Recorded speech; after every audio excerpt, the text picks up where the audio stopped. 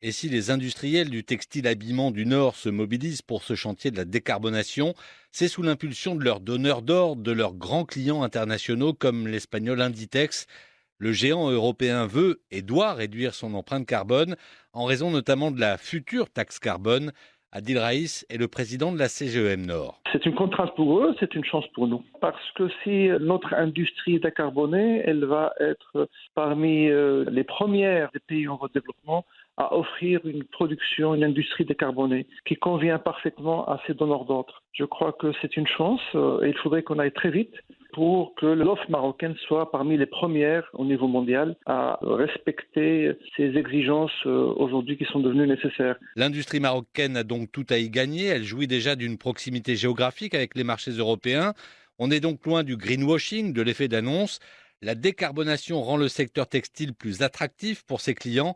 Elle est aussi un enjeu énergétique et économique. Décarboner, c'est aussi dépendre moins des énergies fossiles. C'est aussi offrir au Maroc une indépendance par rapport à l'importation des pétroles, gaz, etc., etc.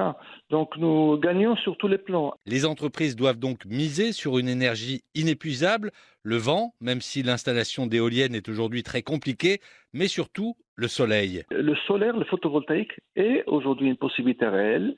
Nous sommes un pays où le soleil rayonne presque toute l'année.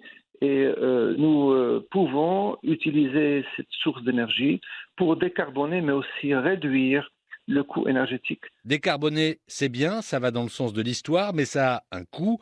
Et pour Adil Raïs, l'État doit accompagner ses industriels, d'abord en simplifiant les procédures et aussi en accordant des subventions. On demande au gouvernement de se pencher sur les moyens d'accompagnement et essayer de renforcer le dispositif des subventions. Tout doit aller vers l'investissement, tout doit aller vers la simplification des procédures d'investissement et de changement un peu de paradigme. Il faut qu'on aille plus vite. Il faut aussi sensibiliser l'ensemble des industriels, tous ne sont pas convaincus, et également se fixer des objectifs. Adil Raïs prend ainsi un pari. Fixons l'objectif, 50% des unités industrielles ont installé le photovoltaïque sur leur toiture d'ici 2030. 50% des entreprises textiles du Nord équipées en panneaux photovoltaïques d'ici à 2030. Objectif ambitieux, affaire à suivre.